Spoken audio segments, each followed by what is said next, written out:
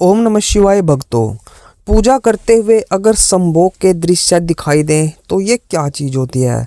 कई बच्चों का प्रश्न आता है कि हम पूजा करने बैठते हैं लेकिन हमारे मन में संभोग संबंधी दृश्य दिखाई देते हैं या फिर हमारा मन जो है गंदी गंदी चीज़ों में जाता है।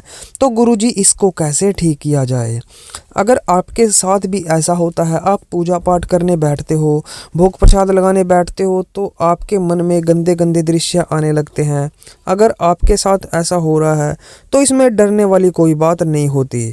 ये वो चीज़ होती है कि जो चीज़ हम ज़्यादा सोचते हैं या तो वो चीज़ें हमारे दिमाग में आने लगती है, या फिर अगर हम ऐसा कुछ वही सोच नहीं रहे हैं और फिर भी ऐसी चीज़ें दिमाग में आ रही है तो थोड़ा बहुत नेगेटिव एनर्जी का कारण यह हो सकता है। उसके कारण भी जो हमारे मन में ऐसी ऐसी चीज़ें आती हैं। सबसे पहले तो एक बात को गौर से समझ लीजिए। जब भी हम भगवान की भक्ति करने बैठते हैं तो कई ऐसी चीज़ें होती हैं जो हमें भक्ति करने से रोकती है। कई ऐसी चीज़ें हमारे साथ लग जाती है जो पूरी कोशिश करती हैं कि ये भक्ति करने से रुके। यहाँ तक कि भगवान खुद भी अपना जोर लगाते हैं कि ये भक्ति करने से रुके। वो हमारी परीक्षा लेते हैं। परीक्षाओं के माध्यम से वो हमें बहुत सताते हैं कि मैं देखना चाहता हूँ कि मेरा भगत कितना ज़्यादा मुझसे प्यार करता है और कितनी सच्ची भक्ति से मेरी ओर आ रहा है। अगर बंदा बीच में से पूजा करता हुआ हट गया, उसका मन भटक गया, तो वो भक्ति सच्ची नहीं होती। भगवान भी देख लेते हैं कि ये बंदा सच्चा नहीं है, ये पहले मेरी पहली परीक्षा से ही भाग गया है। अगर पहली परीक्षा में आप डर के भाग जाओगे तो आपका जीवन सफल नहीं रहेगा। तो ऐसे ही कई चीज़ें हमारी परीक्षाएं लेने लगती हैं। मन में उल्टे सुलटे ख्याल आते हैं। कई बार ऐसा भी होता है कि हमारे काम सही चल रहे होते हैं लेकिन जब हम पूजा पाठ करना शुरू कर देते हैं तो हमारे काम रुकने शुरू हो जाते हैं। ये भी भगवान हमारी परीक्षा ले रहे होते हैं, क्योंकि भगवान की तरफ जब हम चलते हैं और भगवान से हम प्रेम करने लगते हैं, भगवान की भक्ति करते हैं, तो भगवान सबसे पहले अपने भक्त का सुख चैन छीनते हैं। वो इसी चीज़ की परीक्षा लेते हैं कि देखता हूँ मेरा भगत कितना सच्चा है या कितना पक्का है। और इसी विषय में कई बार हमारे मन में कोई से कोई ख्याल आने लगते हैं। इन्हीं ख्यालों में है संभोग संबंधित ख्याल। कई बार तो हमारे मन में ये इसलिए भी आते हैं क्योंकि जो मन में चलता है, जो सारा दिन दिमाग में घूमता है, रात को भी दिमाग में घूमता है, तो वो तो हर टाइम दिमाग में घूमेगा। इसके लिए आप अपने मन को साफ रखें। अगर मन में ऐसे ख्याल आते हैं, आप बैठते हो पूजा पाठ के लिए और आपके मन में ऐसे ख्याल आ रहे हैं, तो आपको इनसे कैसे बचना है वो समझ लीजिए।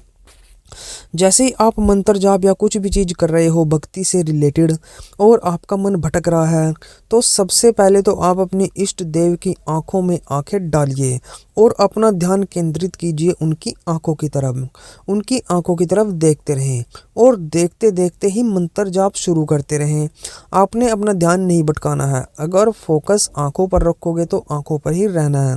आंखों पर ध्यान करते ही आप मंत्र जाप स्टार्ट कर दीजिए और तब तक आंखों में आंखें मिलाकर रखें जब तक आपका मंत्र जाप पूरा नहीं होगा। इससे क्या होता है, इससे आपका दिमाग आपके इष्ट देव की तरफ लगा रहता है। आपकी आंखें इष्ट देव की तरफ लगी रहेंगी। पूरा फोकस आपका इष्ट देव की आंखों में आंखें डाल के देखने का लगा रहेगा। तो इससे आपके मन में जो गंदे ख्याल आ रहे थे वो आने बंद हो जाते हैं। दूसरा एक और तरीका मैं आपको बताता हूँ। जब भी आप अपने इष्ट देव की भक्ति करने बैठते हो तो पूरा मन साफ करके बैठें। पहले एकदम से भक्ति करने ना बैठ जाएं। आप पहले बैठें तो कुछ देर तक आप भजन आरती करें, यानी अपने मन को पूरी तरह से भगवान की तरफ लेके जाएं, पूरी तरह से डाइवर्ट कर दें। भजन आरती करें, इष्ट देव की ओर देखते रहें और आराम आराम से मंत्र जाप करना शुरू कर दें। अगर आपके मन में ज़्यादा ख्याल आते हैं तो आप आंख बंद करके मंत्र जाप ना करें, आंख खोल के मंत्र जाप करें ताकि आपको अपने इष्ट देव सामने दिखाई देते रहें। अगर आपको अपने इष्ट देव सामने दिखाई देते रहेंगे तो तब भी आपके अंदर ये उल्टे सुलटे जो संभोग संबंधित ख्याल है ये कम आते रहेंगे। ज़्यादा से ज़्यादा आप अनुष्ठान की तरफ ध्यान करें, संकल्प लेके मंत्र जाप करें, क्योंकि संकल्प लेके अगर आप मंत्र जाप करते हो तो आपको संकल्प में अपनी जो पत्नी है उससे दूर रह के ये संकल्प पूरे करने होते हैं। संकल्प लेके अगर आप कुछ भी चीज़ करोगे तो उसमें ब्रह्मचर्य का पालन करना ज़रूरी होता है। और ये जो संभोग संबंधित हमें ख्याल आते हैं, ये तभी ज़्यादा आते हैं जब हम इसके बारे में ज़्यादा सोचने लगते हैं। वो कहते हैं ना कि किसी चीज़ को अगर ज़्यादा ही डीपली लेके जाओगे तो उसके ख्याल आपको आने शुरू हो जाएंगे। अगर आप बार बार किसी चीज़ को सोचते ही रहोगे तो मन में तो वो चीज़ घर बना लेगी, और अगर उसका घर आपको मन में नहीं बनाना है तो उसके बारे में सोचना ही बंद कर दें। जिस चीज़ के बारे में आप ज़्यादा सोचोगे वही ख्याल आपको आने लगते हैं। तो आप क्यों ना अपने इष्ट देव के बारे में ज़्यादा सोचें, भक्ति पूजा पाठ के बारे में जो सोचें, जिस ओर आपने जाना है उस ओर जाने के बारे में आप ज़्यादा से ज़्यादा सोचें, तो तभी आपका जीवन सफल हो पाएगा। इसलिए अगर फिर भी आप अपने इन मतलब संभोग संबंधित जो दृश्य हैं इन पर काबू नहीं पा रहे हो, आपको आपने सारे जतन कर लिए लेकिन फिर भी आप नहीं इनको कंट्रोल कर रहे हो, तो आपको घबराना बिल्कुल नहीं है। अगर ज़्यादा ही संभोग संबंधी दृश्य आपके मन में आ रहे हैं तो हो सकता है यह थोड़ी बहुत ही नेगेटिव एनर्जी भी हो, उसका भी आपको थोड़ा सा जो है इलाज कर लेना है। सबसे पहले तो पंचमुखी हनुमान जी की फ़ोटो आपको अपने घर की मेन चौखट पर लगा देनी है।